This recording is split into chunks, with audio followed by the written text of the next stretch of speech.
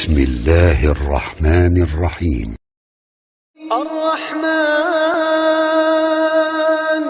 علم القرآن خلق الإنسان علمه البيان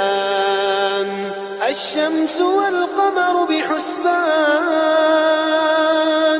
والنجم والشجر يسجدان والسماء رفعها ووضع الميزان ألا تطغوا في الميزان وأقيموا الوزن بالقسط ولا تخسروا الميزان والأرض وضعها للأنام فيها فاكهة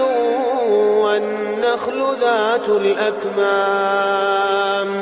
والحب ذو العصف والريحان فبأي آلاء ربكما تكذبان